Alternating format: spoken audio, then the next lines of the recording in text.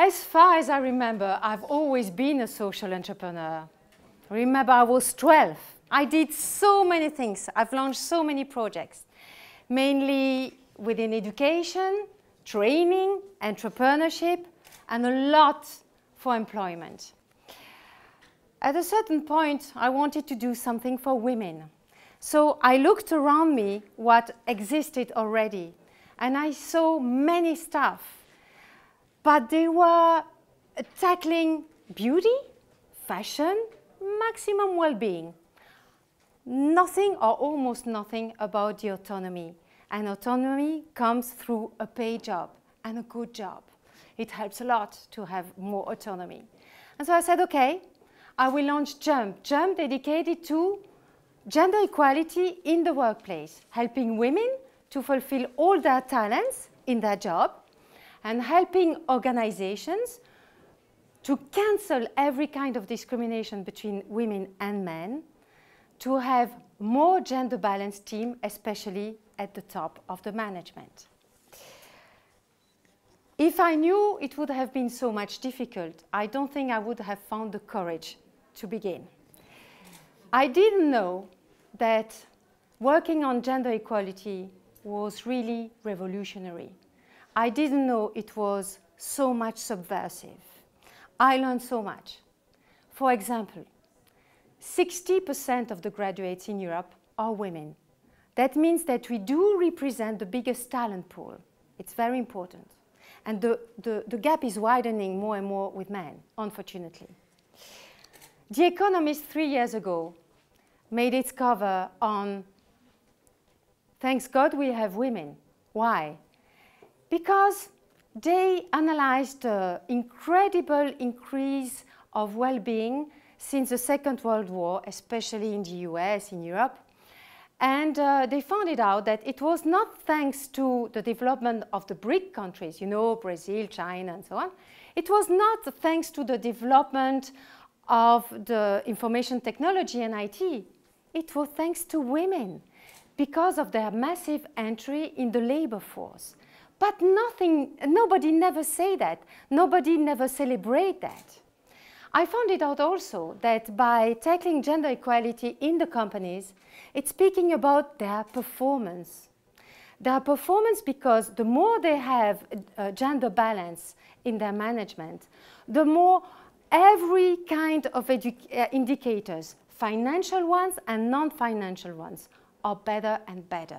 So we do bring a lot of performance to companies. But not only.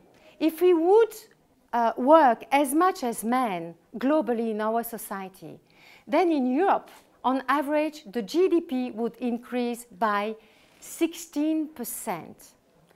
Even more than that. For these countries in Europe especially, Nordic countries and even France and Belgium is coming there, where women do not have to choose. They can make both a career and have babies because it's well accepted within the society and because we have the public services that helps us to have both. So we do both. We do make careers, we stay in the workplace, and we do make babies, lots of babies.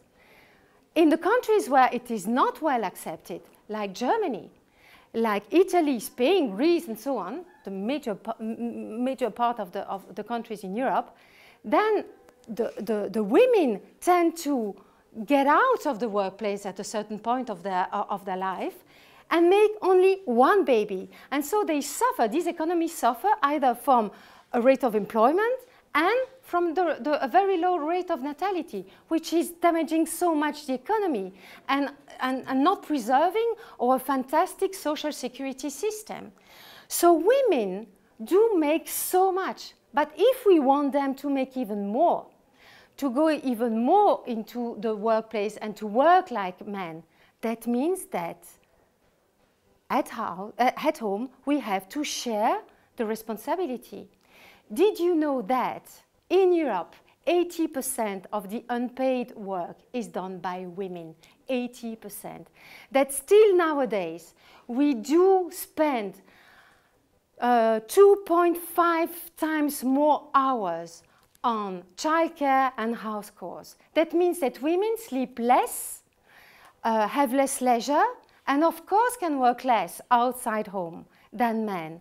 That means that if the economy needs us, and if we want to give all these talents, all these incredible skills and force to the economy, that means that within the family we have to change the roles. We have to have equal roles. We have to change the masculinity and femininity. A man is not anymore the guy that is earning so much and making a fantastic career, being all the time in the company. And a woman, a fantastic woman, is not the best mother in the world and the best cooker. She can be everything. She can be so much more than that. And this is about changing identity, having more equal roles within the family.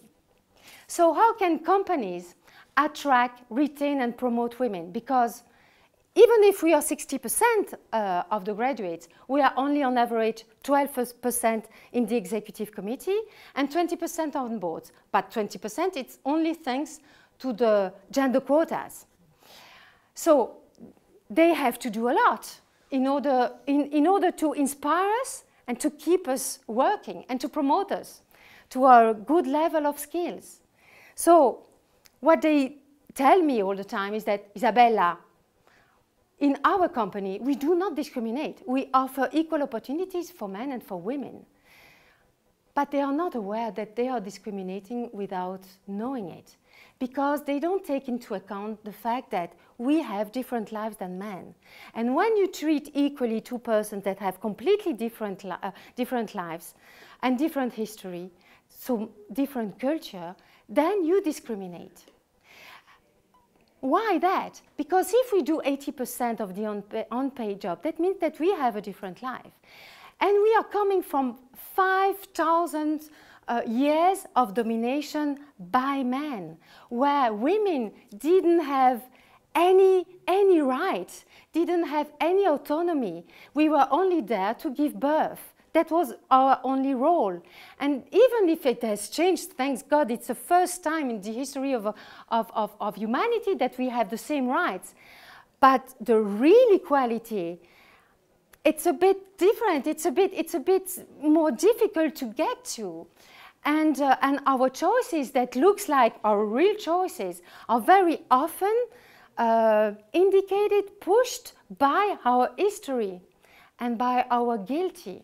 And so if the companies do not come from diversity to inclusion, that means diversity is counting the different people. Inclusion is making these people count. It's celebration of the difference. So that means that they have to treat us as equal but different in order to inspire us, because companies were made by men for other men that didn't have anything to do at home because they had a spouse that managed everything. So in the workplace, it has to change. They don't have to fix us. We don't have to adapt. They have to be more inclusive. They have to accept, no, more than accept, valorize another style of leadership, other kinds of attitudes. And by doing that, we will change the workplaces to make them better for ourselves, but also for men. It's not a win or lose game, it's a win-win game. The more freedom you give to a woman, the more freedom you give to men, of course. So it's a win-win game. And by doing that, we will change the companies, making them a better place to work. And I really do think that by having more and more impact, we will change the economy. And women, with the help of men, by changing the economy, will change the world, because we will change civilization. From a civilization of domination, we are getting to a civilization of collaboration for the first time between men and women, and this is really fantastic.